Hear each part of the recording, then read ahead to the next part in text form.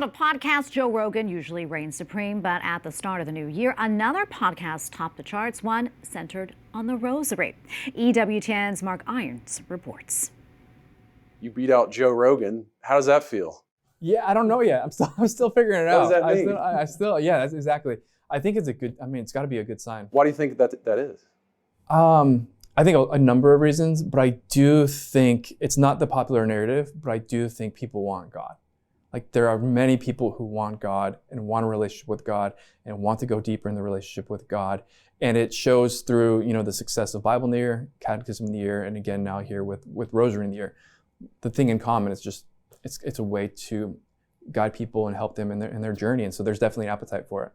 Tell us about the podcast, Rosary in a Year podcast. Yeah, so the Rosary in the Year, really, I think the best way to kind of understand it in sort of like a bite-sized way is, I think it's a school of prayer with the Rosary as the classroom and the textbook.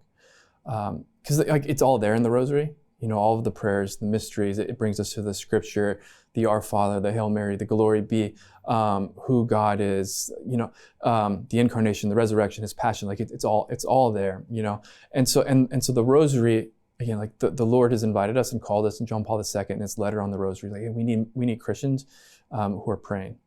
And I think there's so much great formation and so many people who have a desire to pray, but they also sort of echo this sort of question or this request of these early apostles, like, teach us how to pray, And so this is just a way to guide people and to help them go deeper in their own lives of prayer. And my hope is that essentially the Rosary in the Year leverages the genius of the Rosary insofar as that it's a prayer that a 6-year-old can pray. It's a prayer that the greatest of saints like John Paul II can pray, or Padre Pio. It's the genius of it is that it can kind of meet all of us where we're at and help us to kind of make the next best step in our spiritual life. There might be many young people who say, I'm spiritual, but I'm not religious. We see large numbers of people walking away from organized religion. Why should a young person practice their Catholic faith? Yeah. A lot of reasons. The one that comes to mind is this is the religion that God set up. This is where God fully revealed himself, and this is where God revealed the perfect path to come to know him, but also to come to union with him. And the heart, there's so many downsides to spirituality, pursuing God without religion, a vast majority of them. But one of them is certainly pretty quickly you become your own guide, your own shepherd, your own God, and you have to try and figure it out by yourself.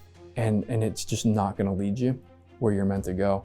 And the beauty of Catholicism is God has just shown us the way. We don't have to figure it out. We just have to say yes and follow. And what we will find is this perfect experience of God and his fatherhood and all of the fruits that come with that.